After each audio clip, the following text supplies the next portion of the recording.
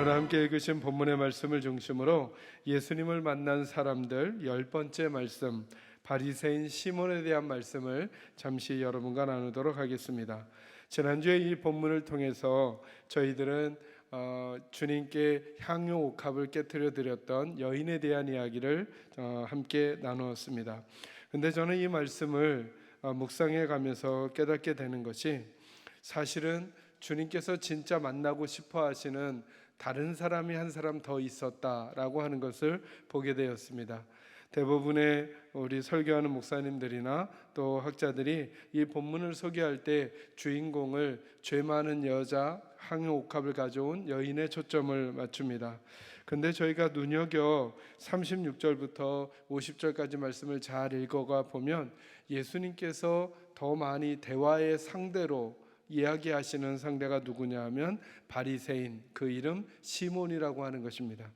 바리새인 시몬을 예수님이 더 만나고 싶어 하신다라고 하는 생각을 하게 되면서부터 제가 한 주 더 이 말씀을 여러분과 나누기로 결정을 했습니다. 그래서 오늘은 예수님을 만나는 바리새인과 예수님 사이에 있었던 이야기들을 여러분에게 한 3가지 정도로 정돈해 드리고자 합니다. 먼저 여러분 36절 말씀 같이 한번 읽어볼까요? 36절 같이 읽습니다. 시작. 한 바리새인이 예수께 자기와 함께 잡수시기를 청하니 이에 바리새인의 집에 들어가 앉으셨을 때에. 아멘. 오늘 이 36절 말씀은 조금 이상한 본문이라고 저희가 보아야 합니다. 왜냐하면 이야기는 아주 간단합니다. 바리새인 중에 한 사람이 예수님을 식사 초대를 했습니다. 그리고 예수님은 아무 반응도 특별한 감정도 없으시게 그냥 식사의 초대를 받으셨다, 이렇게 나옵니다. 그러나 사실은 저와 여러분이 익히 잘 알고 있듯이 예수님과 바리새인들은 서로 많이 충돌하던 관계였다는 사실을 저희가 염두에 둘 필요가 있겠습니다. 어느 정도냐 하면요, 여러분 본문의 말씀을 표시하시고 저희가 잠시 후에 한 번 더 볼 본문이긴 한데요, 마가복음 3장 6절을 찾아보시기 바랍니다.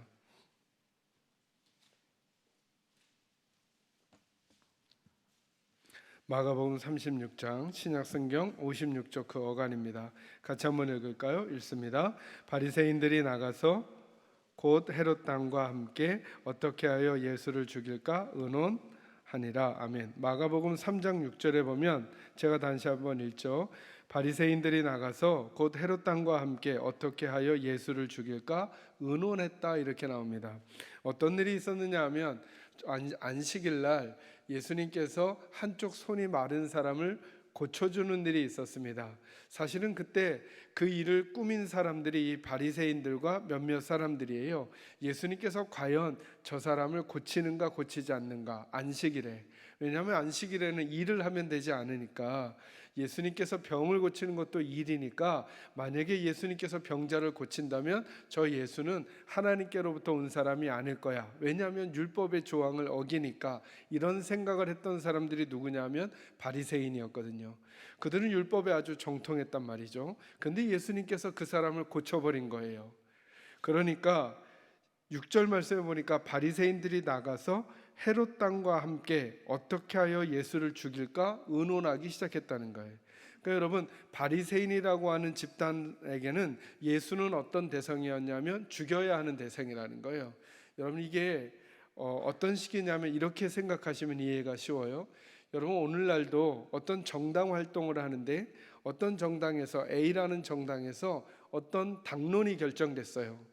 그런데 그 속에 소속된 한 개인이 다른 의견을 피력하게 되잖아요. 그러면 서로 이렇게 안 좋은 관계가 되고, 그리고 이 개인은 당과 이렇게 척을 지는 것 같은 뉘앙스를 갖게 되는 게 오늘날 사회잖아요. 그 당시도 마찬가지였다는 거예요. 바리새인들은 아주 특권층의 집단이거든요. 이들이 예수를 죽여야 되겠다라고 하는 논이 형성이 됐단 말이에요. 근데 그 중에 한 사람이 예수님을 집으로 초대한 거예요. 이건 여러분, 바리새인 시몬 입장에서는 아주 만만한 결정이 아니었을 거라는 거예요. 그는 무엇인가 아주 예수님께 우호적이지는 않을지라도 과연 저 예수를 죽여야만 할 뿐인가, 내가 보기에는 어려운 사람들의 편이 돼주기도 하고, 그리고 병자를 고치기도 하고 귀신을 내쫓기도 하시는 분인데 저분이 어떤 분인가 한번 알아는 봐야 되지 않겠는가라고 그 당시 바리새인이 생각했던 것과는 조금 다른 용기를 내서 예수님을 초대한 것일 수 있다라고 하는 거예요.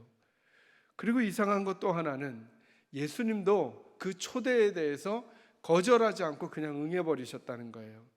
바리새인들이 예수를 초대했다라고 하면 분명히 거기는 무엇인가 그들의 음모가 도사리고 있을 가능성이 농후하다라는 것을 사람의 마음을 꿰뚫으시는 예수님이 모르셨을 리 없단 말이죠.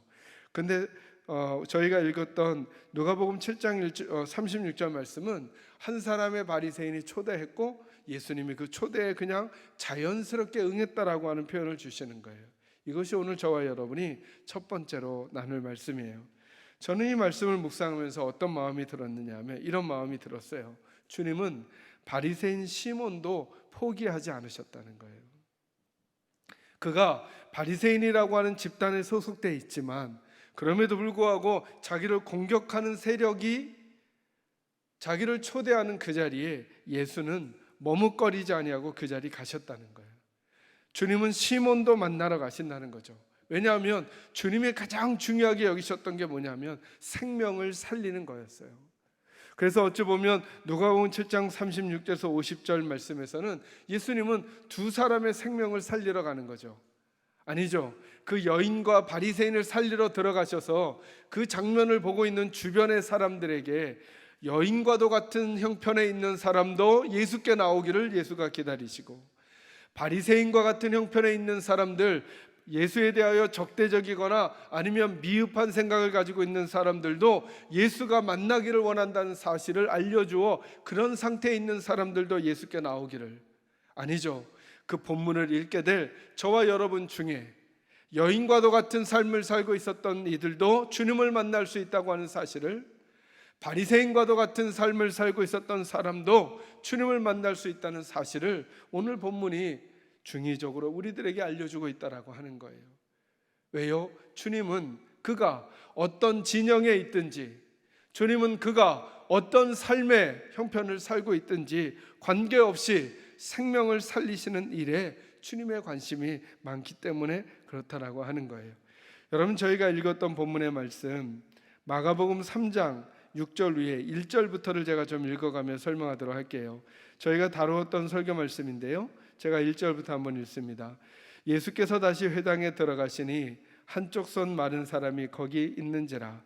사람들이 예수를 고발하려 하여 안식일에 그 사람을 고치시는가 주시하고 있거늘 예수께서 손 마른 사람에게 이르시되 한가운데에 일어서라 하시고 그들에게 이르시되 안식일에 선을 행하는 것과 악을 행하는 것, 생명을 구하는 것과 죽이는 것 어느 것이 옳으냐 하시니 그들이 잠잠하거늘 그들의 마음이 완악함을 탄식하사 노하심으로 그들을 둘러보시고 그 사람에게 이르시되 내 손을 내밀라 하시니 내밀매 그 손이 회복되었더라.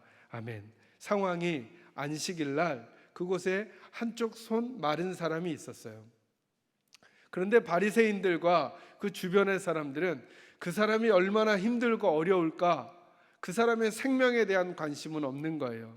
어디에만 관심이 있냐면 과연 예수가 주일날 안식일날 일하면 안 되는데 예수가 안식일에 일을 하는가 안 하는가 꼬투리를 잡을 생각에 집중하고 있었던 거예요. 그래서 예수님께서 그 사람을 한가운데로 부르시더니 손을 내밀어 보라는 거예요. 그리고는 주변 사람들에게 물었어요. 뭐라고 물었느냐 하면 꼭 대답하라는 거예요. 이날 선을 행하는 것과 악을 행하는 것 둘 중에 어떤 것을 행해야 하느냐, 생명을 살리는 일과 죽이는 일 어떤 일을 행해야 하느냐라고 물으니까 주변의 모든 사람들이 잠잠했다 했어요. 왜 그랬을까요? 안식일은 일을 하면 안 된다라는 조항을 갖고 있는데 만약에 선을 행해야 합니다 라고 말한다면 안식일을 어기는 것이 되니까 대답을 못 하겠고, 악을 행해야 합니다, 선을 행하지 말고 이렇게 말하면 선을 행하지 말아야 한다고 말했으니까 또 대답이 안 될 것 같고, 생명을 살리는 일을 하라고 하자니 안식일이 어겨지는 것 같고, 생명을 살리지 말자고 하니 생명을 죽이는 일을 하라고 한 것 같아서 대답을 안 하고 있었던 거예요. 그것 때문에 예수님이 너무 화가 나셔서 그들에게 노하시고 그리고 이 사람을 고쳐주었다라고 하는 이야기예요.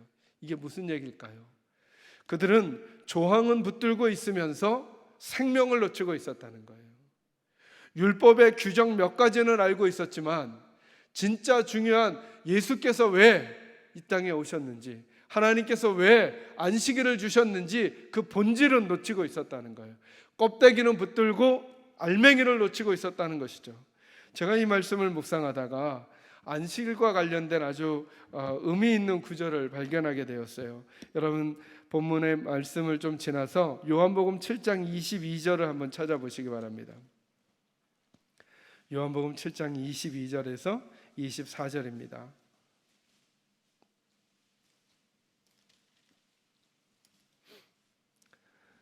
신약성경 156조 그 어간인데요. 본문을 찾아놓으시고 아직 보지는 마시고 저를 한번, 제가 질문할 테니까 여러분 대답을 먼저 하시고 한번 본문을 보도록 하겠습니다. 여러분, 이스라엘 백성들에게 모세를 통해서 하나님이 주신 율법 안에 안식일을 지키라고 말씀하시잖아요. 그죠? 그러니까 안식일을 지켜야 하는 거예요. 안식일의 가장 큰 핵심으로 이들이 생각한 게 뭐냐면 일을 하지 않는 거예요.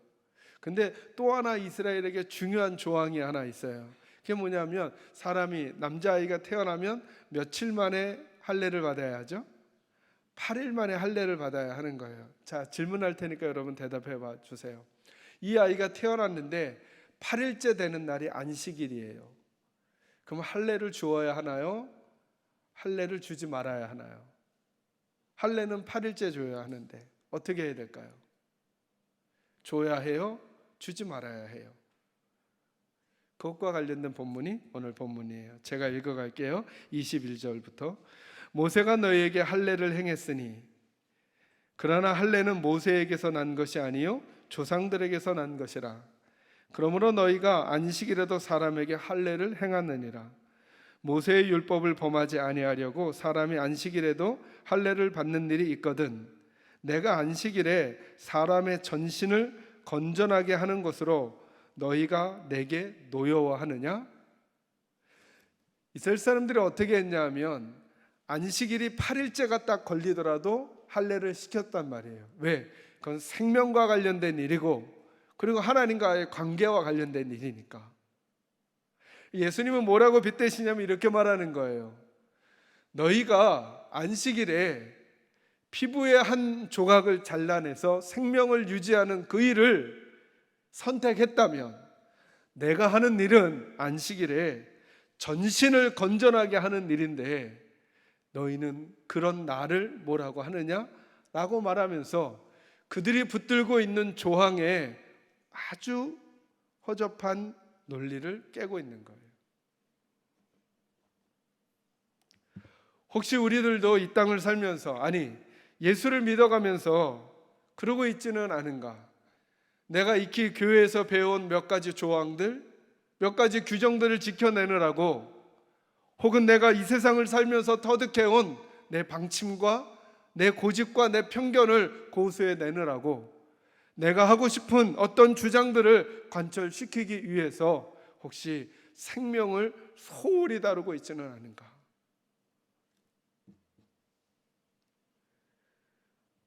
그런 삶을 살아온 바리새인 시몬을 예수님께서 지금 만나러 이 집안에 들어가고 계시는 거예요. 주님은 그 시몬을 포기하지 않으셨듯이 어찌 보면 지금까지 우리들의 삶을 살면서 이게 맞는 거야, 이게 옳은 거야 주장하면서, 혹은 어느 교회, 어느 교단, 어느 교파에서 우리가 알고 있었던 규정들을 지켜내기 위하여 생명을 함부로 평가하고 판단하고 소홀히 여기고 행동했던 우리들에게 예수가 정말 우리에게 전해주고 싶어 하시고 우리와 함께 나누길 원하시는 것은 생명을 살리는 일이라고. 그래서 어찌 보면 이런 식으로 알려주시지 않으셔도 되거든요.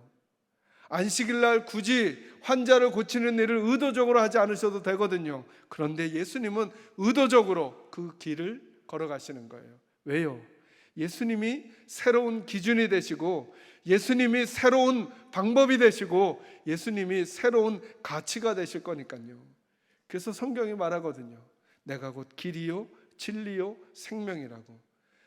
예수 이전에 어떤 것이 길이라고 여겼거나, 예수 이전에 어떤 것이 진리라고 여겼거나, 예수 이전에 어떤 것이 생명이라고 여겼던 것들이 있다 할지라도 이제 예수가 다시 말씀하실 거라고 하는 사실들을 그것을 통해 보여주시는 것입니다.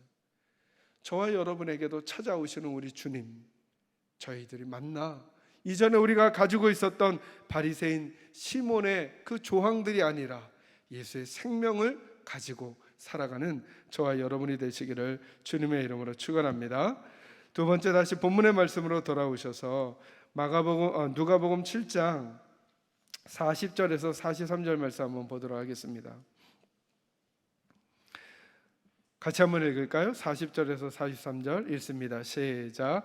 예수께서 대답하여 이르시되 시몬아, 내가 내게 이를 말이 있다 하시니 그가 이르되 선생님 말씀하소서. 이르시되 빚주는 사람에게 빚진 자가 둘이 있어 하나는 500데나리온을 졌고 하나는 50데나리온을 졌는데 갚을 것이 없으므로 둘 다 탕감하여 주었으니 둘 중에 누가 그를 더 사랑하겠느냐?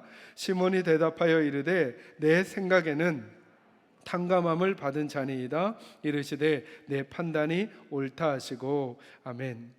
이제 예수님께서 그렇게 시몬을 만나러, 어찌 보면 바리새인을 만나러 그 방에 들어왔는데, 누가 왔냐 하면 지난주에 저희가 말씀을 나눴던 그 동네에 죄 많은 여인이 들어오는 거예요. 아마도 이 바리새인 시몬은 예수님에게 온전한 마음을 다 드리지는 않았지만 자기 동료들이 생각하는 것처럼 예수는 죽일 자라고 생각하기 전에 그 예수와 만나서 그분이 어떤 분인지 좀 대화를 좀 나눠보려고 하는 의도가 있었던 듯 싶어요. 근데 한 여인이 오는데 누가 봐도 죄인인 줄을 아는 그 창녀 한 여인이 예수님의 몸에 손을 대는 거예요. 그때 그가 또다시 자기의 조항이 생각이 났어요. 그게 뭐냐 하면 거룩한 자는 죄인이 만지면 안 된다는 거예요. 거꾸로 거룩한 하나님의 백성들은 죽은 사체나 혹은 창녀와 같은 데에 몸이 닿으면 안 된다는 거예요.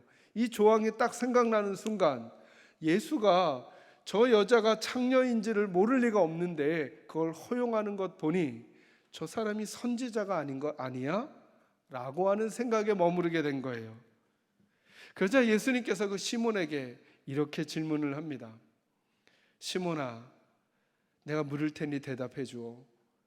만약에 어떤 사람이 빚을 주었는데 한 사람에게는 500데나리온, 이게 얼마일까요?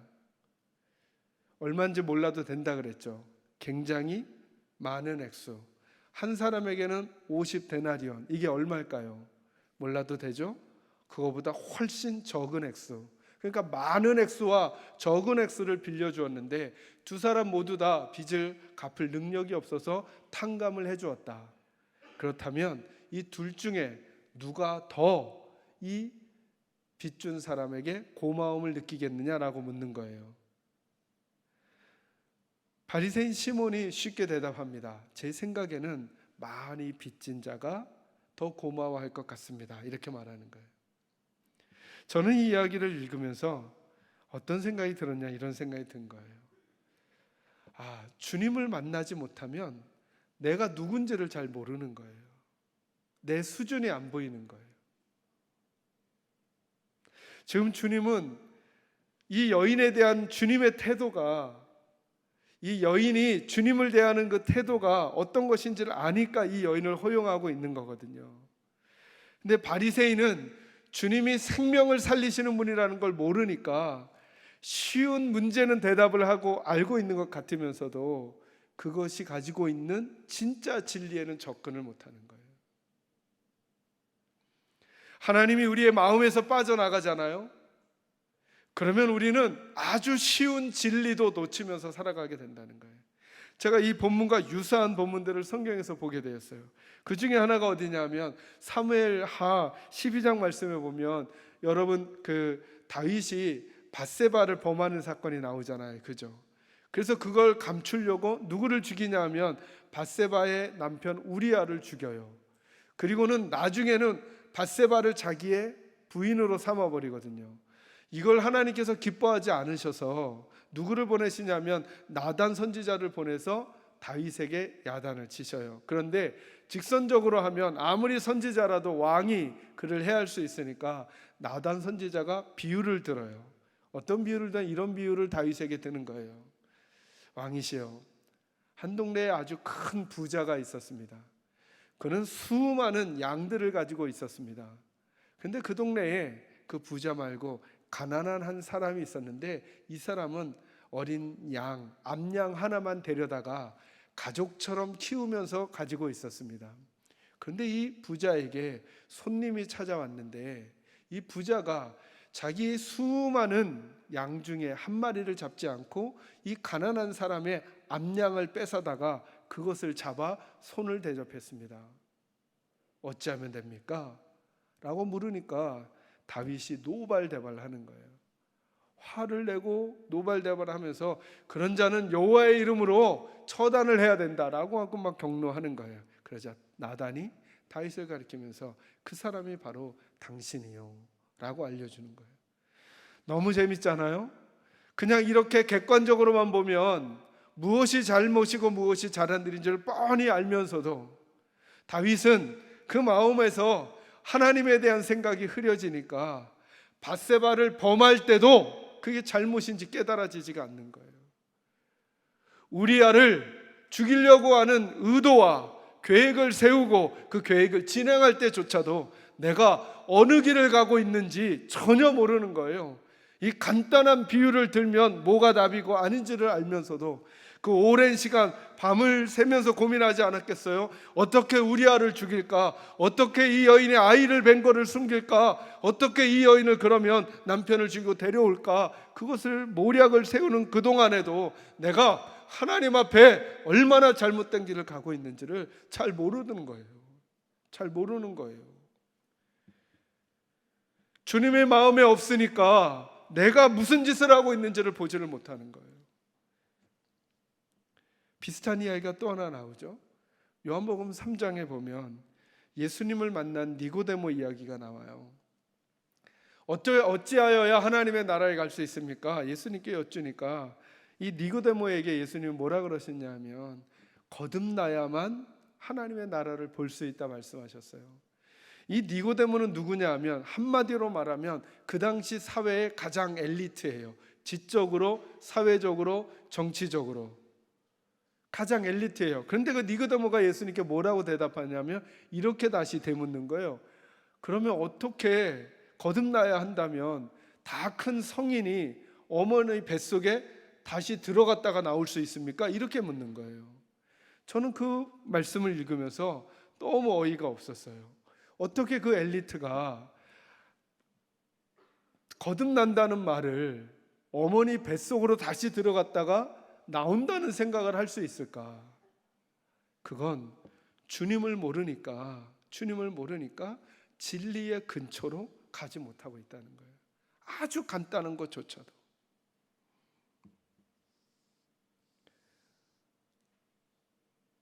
혹시 이런 바리새인 시몬의 모습이 우리에게는 있지 않은가를 돌아봐야 한다는 거예요. 다른 객관적인 일에 대해서는 그리도 판단을 잘 하면서 율법의 조항들은 그리도 많이 가지고 있으면서 진짜 생명의 주인이신 예수가 어떤 마음을 가지고 있는지는 잘 몰라 그 조항 한 조각으로 예수를 판단하며 그가 한 말이 뭡니까? 그것을 보고 마음에 이르되 이 사람이 만일 선지자라면 자기를 만지는 이 여자가 누구며 어떠한 자 곧 죄인인 줄을 알았으리라 하면서 예수를 함부로 판단하는 이 바리새인 시몬의 모습은 혹시 우리가 배웠던, 우리가 알고 있었던 어떤 기준, 어떤 가치, 어떤 조항으로 하나님의 일하심과 하나님의 역사를 함부로 판단하고 하나님을 함부로 재단하고 혹은 하나님을 옆으로 하고 자기 고집대로 인생을 사는 우리들에게 주시는 주님의 또 다른 경고와 혹은 충고가 아닐까라는 마음이 드는 것입니다. 저는 우리 사랑하는 계산제일교 식구들은 주님의 마음에 더 빨라 작은 것에도 민감히 하나님 기뻐하실 것과 기뻐하시지 않을 것을 잘 알면서 한 걸음 한 걸음 걸어가는 저와 여러분이 되시기를 주의 이름으로 축원합니다. 마지막 세 번째입니다. 본문 44절 말씀으로 와보시기 바랍니다. 제가 47절까지 읽어드립니다. 제가 읽습니다. 그 여자를 돌아보시며 시몬에게 이르시되 이 여자를 보느냐?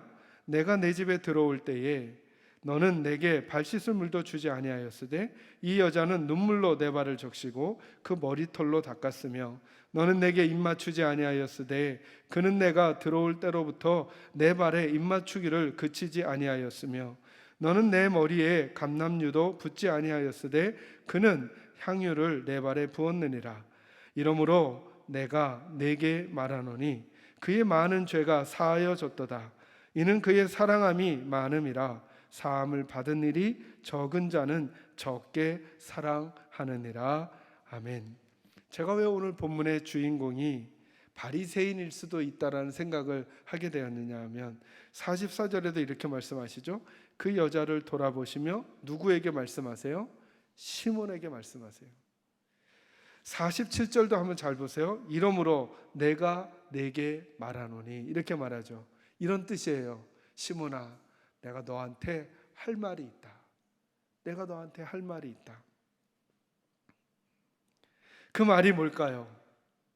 그래서 이런 시각으로 보면 어찌 보면 예수님께서는 바리새인 시몬의 집에 들어가 그 바리새인 시몬에게 기회를 주고 싶으셨던 것 같아요. 어떤 기회일까? 예수를 다시 만날 기회. 네가 나를 왜 초대하는지 내가 알겠다. 그러나 네가 궁금해하는 그 수준의 내가 아니라 진짜 나를 만나야 한단다 라고 하는 예수님의 마음이 있으셔서 그 자리에 누구를 불러오는 거냐 하면 이 여인을 불러오는 거죠. 바리새인 시몬이 가지고 있던 조항에 걸리지 않을 게 하나도 없었던, 하나님의 사람이라면 절대 옆에 올 수 없었던 그 여인, 그 여인을 예수께서 불러오셔서 예수가 그 여인을 포용해 주는 것을 보게 하시고, 그동안 바리새인 시몬이 가지고 있었던 수많은 조항들이 얼마나 하나님 앞에서 생명 되신 예수 앞에서 휴지 조각과 같은지를 알려주시고 그를 다시 예수와 만나게 하시려는 주님의 초대가 있는 게 아닌가라는 생각이 드는 거예요. 시몬은 예수를 랍비로 알았어요. 선지자로 알았어요. 아니, 그래서 그를 그렇게 존중하겠다고 한 게 아니었어요. 예수님이 다 하나하나 조목조목 하시잖아요. 시몬은 어디만 관심이 있었느냐 하면 내가 가지고 있는 생각을 증명하는 데만 관심이 있었던 거예요. 그래서 예수를 대접도 하지 않아요. 초대해놓고 예수님을 예수님 대접하지 않아요. 그러는 바리새인 시몬에게 예수가 새로운 기회를 주시는 거예요. 다시 예수를 만나라고. 이 말씀은 오늘 우리들에게도 들려지는 음성이어야 해요. 우리 모두 다 예수를 믿고 살죠. 어찌 보면 예수를 모셔온 사람들이죠. 우리들 마음속에 예수를 모셔온 사람들이죠. 예수님의 음성을 들으시겠습니까? 그 여자를 돌아보시며 시몬에게 이르시되 이 여자를 보느냐? 내가 내 집에 들어올 때에 너는 내게 발 씻을 물도 주지 아니하였으되 이 여자는 눈물로 내 발을 적시고 그 머리털로 닦았다. 이렇게 말해요. 예수님을 우리 마음으로 초대했을 때 우리는 예수님을 초대해 놓고 우리의 눈물로 예수님의 발에 적시고 우리의 머리털로 닦아드렸는가? 아니면 예수님은 초대해 놓고 예수 믿는다 하고 예수님은 옆에 밀어놓고 내가 가지고 있는 삶의 조항들을 붙들고 이거 놓치면 나 죽는 줄 알고 이 방법대로만 인생을 여전히 살면서 바리새인 시몬 집에 있었던 예수님처럼 주인 바리새인 마음속에는 예수님 없이 예수님은 한켠에 밀어놓고 우리 인생을 계속 살아가고 있었다면 우리가 바로 바리새인 시몬이 아닌가. 그런 바리새인 시몬을 포기하지 아니하시고 다시 기회를 주시는 주님은 오늘도 저와 여러분에게도 다시 기회를 주시는 거죠. 너희가 나를 너희 집에 들어오게 했을 때, 그리고 너희가 지금 나를 너희의 마음의 집에 모시고 나서 너희들은 나를 어떻게 대우하고 있느냐? 내 말에 귀를 기울이고 나와 함께 길을 걸어가고 있느냐? 아니면 너희 말대로, 너희 생각대로, 너희 고집대로 인생을 살고 있느냐? 물으시면서 다시 그 집에 있는 예수를 만나라고 말씀하시고 계시는 거죠. 이 본문 뒤에 바리새인 시몬은 어떻게 됐을까? 성경이 기록하지 않아 잘 모르겠습니다. 두 가지 가능성이 가능하겠죠. 이 이야기를 듣거나 그렇구나, 내가 예수를 잘못 알았구나 생각하고 그 예수님께 굴복한 한 사람이 되어 예수와 함께 걸어가든가, 아니면 자기가 지키고자 했던 그 율법의 조항들을 지켜내느라고 예수가 이렇게 초대하심에도 불구하고 예수의 초대를 거절하고 자기 고집대로 살아가는 인생이 되었을 수도 있겠죠. 열린 결론을 주면서 오늘 저와 여러분에게도 열린 결론이 가능하다는 것입니다. 우리가 어떻게 하느냐에 따라 이 말씀 듣고 예수와 함께 살기로 다짐하면서 조항이 아니라 생명을 붙들고 예수와 함께 살기로 결단하고 걸어가시든가, 아니면 예수는 또다시 내 마음의 집에 한켠에 밀어놓고 내 고집과 주장이 우선시되는 삶으로 가게 되는 일들이 우리에게 생길 수 있는 이 선택의 기로에 지금 서 있다는 사실을 기억하시고 주님을 다시 만나는 은혜와 복이 저와 여러분에게 있기를 주의 이름으로 축원합니다. 기도하겠습니다.